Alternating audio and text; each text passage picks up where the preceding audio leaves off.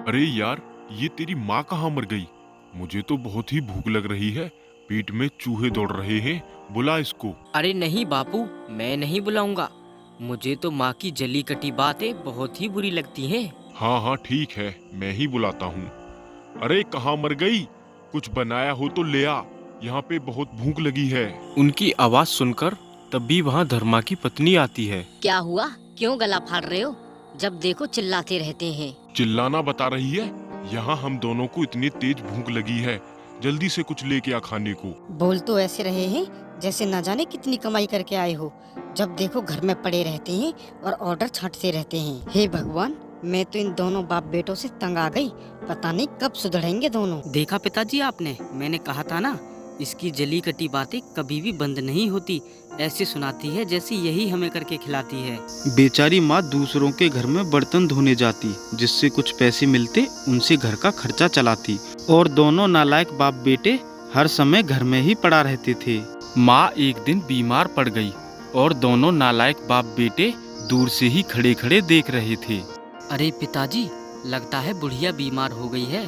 अब इसे दवा कहाँ से दिलाएं? घर में तो एक फूटी कौड़ी भी नहीं है। अरे तुझे इसकी बीमारी की पड़ी है? मैं ये सोच रहा हूँ कि घर में खाना कौन बनाएगा। अब बाहर काम करने के लिए भी हमें ही जाना पड़ेगा। अरे बापू, पर हम दोनों को काम कौन देगा? उसकी चिंता तू मत कर। मैं एक सेठ जी को जानता हूँ, वो हमें जरूर काम देंगे। चल अब उन्हीं के पास चलते हैं।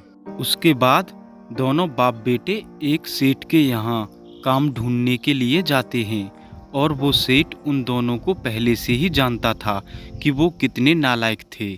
राम राम सेठ जी, और बताओ कैसे हो आप? भाई हम तो बढ़िया हैं, पर तुम बताओ, तुम दोनों ने आज यहाँ आने की कसरत कैसे की? क्या बताएं सेठ जी, इसकी माँ बहुत बीमार है और घर में उसे दवाई दिलाने के लिए फूटी कौड़ी नहीं है। आप हमें काम दे दें तो आपकी बहुत मेहरबानी होगी। देख भाई, तेरी बीवी बीमार है, इसीलिए तुम्हें काम दे रहा हूँ। लेकिन मेरी बात हमेशा याद रखना, कोई भी उल्टा सीधा काम मत करना, वरना तुम दोनों को पुलिस के हवाले कर दूंगा। हाँ ठीक है सेठ जी, ठीक है। सेठ उन दोनों को अपने घर की सफाई में लगा देता है। तभी बेटे को कुछ रुपए दिखाई देते हैं। अरे बापू, वो देखिए, यहाँ पे कितने सारे पैसे रखे हुए हैं। फिर वो दोनों उन पैसों को चुरा लेते हैं, और पीछे से मालिक देख रहा होता है, और देखते ही वो पुलिस को फोन कर देता है। मालिक, हमें माफ कर दीजिए, हमसे बहुत बड़ी भूल हो गई, आगे से ऐसे नहीं करेंगे। हाँ मालिक, इस बार माफ कर दीजिए, आगे से ऐसा नहीं करेंगे। उनकी बात सुनकर मालिक को बहुत गुस्सा आता है। चुप, बिल्कुल चुप। अब मैं तुम दोनों की बातों में नहीं आऊंगा। थोड़ी देर में पुलिस आने वाली है, तब तुम्हें पता चलेगा। आज तुम दोनों को छोड़ने वाला नहीं हूँ मैं। तभी वहाँ पुलिस आ जाती है, और सेठ पुलिस से बोलता है। आइए इंस्पेक्टर साहब, यही हैं वो दोनों चोर जो मेरे घर से पैसे चुरा रहे थे। इन्हें गिरफ्तार कर लीजिए। ठीक है सेठ जी, आप चिंता मत कीजिए, मैं इन्हें अच्छा सबक सिखाऊंगा। चलो भाई, खड़े हो जाओ। बहुत हो गई तुम्हारी चोरी, आज तुम्हें अच्छा मजा चखाऊंगा।